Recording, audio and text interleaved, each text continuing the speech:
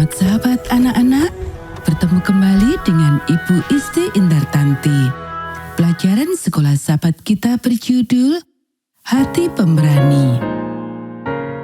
Ayat hafalan 1 Samuel pasal 14 ayat 6. Berkatalah Yonatan kepada bujang pembawa senjatanya itu, "Mari kita menyeberang ke dekat pasukan pengawal orang-orang yang tidak bersunat ini.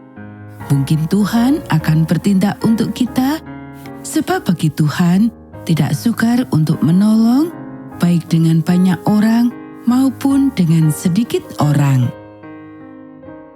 Poin penting pelajaran kita memuji Tuhan yang memanggil kita untuk membuat perbedaan bagi orang lain. Pernahkah kamu merasa frustasi karena orang jahat tampaknya memegang kendali dan orang baik hanya berdiam diri dan tidak melakukan apapun? Pernahkah kamu bertanya-tanya, apa yang Tuhan ingin kamu lakukan mengenai hal itu? Terkadang Tuhan meminta kita untuk menunggu, tetapi terkadang Dia meminta kita untuk bertindak dengan iman. Dalam kisah ini, dua orang pemuda merasa Allah memanggil mereka untuk bertindak. Berapa lama lagi kita harus duduk-duduk di sekitar perkemahan ini dan tidak melakukan apa-apa? Yonatan putra raja merasa frustasi.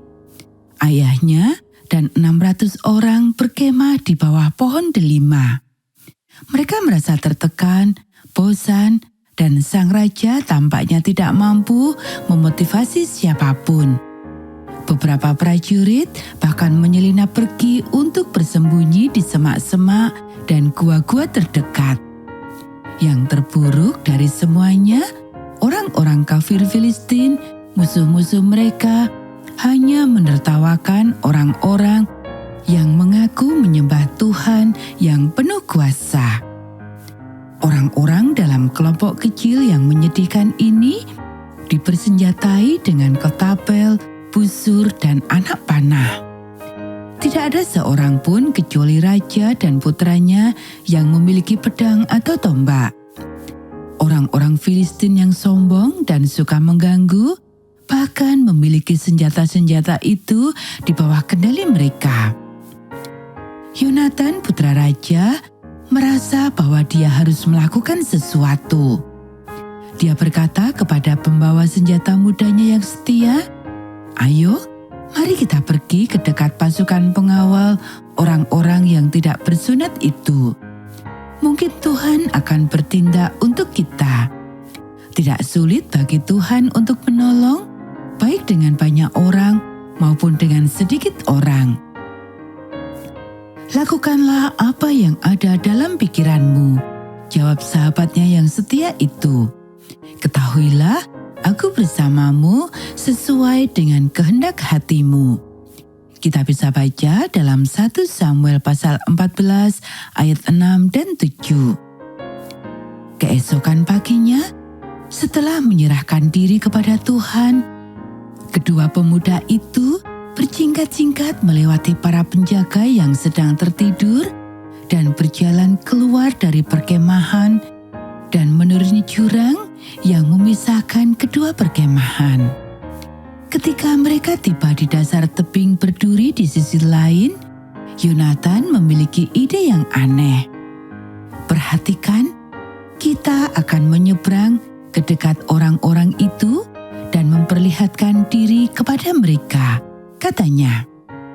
"Apabila kata mereka kepada kita begini, 'Berhentilah sampai kami datang kepada kamu,' maka kita akan tinggal berdiri di tempat kita dan tidak naik mendapatkan mereka.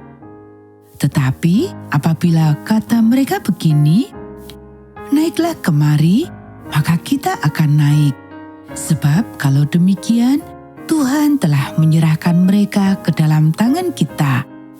Itulah tandanya bagi kita." Pembawa senjatanya setuju, dan kedua pemuda itu mulai memanjat di dasar jurang dengan dapat dilihat sepenuhnya oleh pengintai musuh. seorang pengawal orang Filistin segera melihat mereka.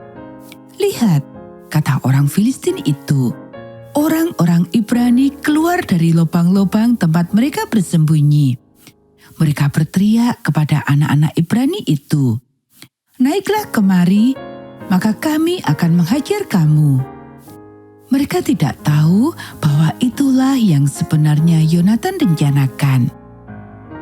Yonatan dan pembawa senjatanya tersenyum ketika mendengar tanda yang mereka tunggu-tunggu.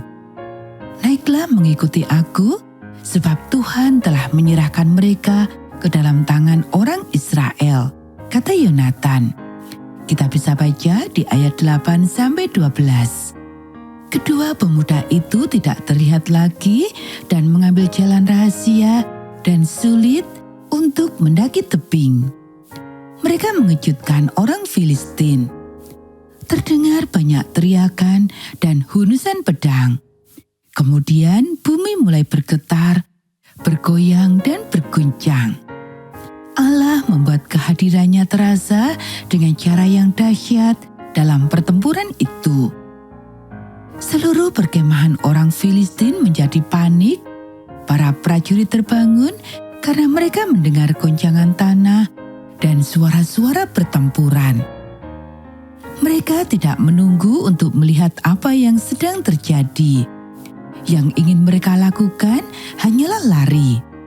Dan mereka pun berlari ke segala arah menjauh dari perkemahan. Kita bisa lihat di ayat 15. Kegaduhan dan kebingungan di perkemahan orang Filistin menarik perhatian para pengintai Ibrani. Mereka berlari kepada Saul dan melaporkan apa yang mereka dengar. Saul berseru kepada Imam Ahia, "Bawalah baju efod kemari," karena ia ingin mengetahui apa yang Tuhan kehendaki untuk mereka lakukan. Seharusnya Saul melakukan hal itu beberapa hari yang lalu. Sekarang ia sudah tidak sabar lagi untuk menunggu jawabannya. Ia berkata kepada imam, "Biarlah." Alih-alih menunggu jawaban dari Tuhan, dia mengumpulkan orang Israel dan pergi berperang. Saul dan pasukannya berhasil mengusir orang Filistin yang sudah kebingungan di daerah itu.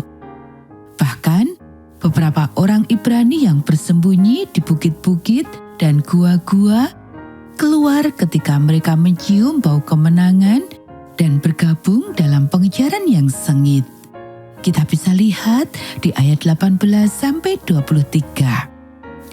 Ketika hari berakhir, Yonatan dan pembawa senjatanya memuji Tuhan atas hak istimewa yang mereka miliki untuk berperang dalam peperangan Tuhan.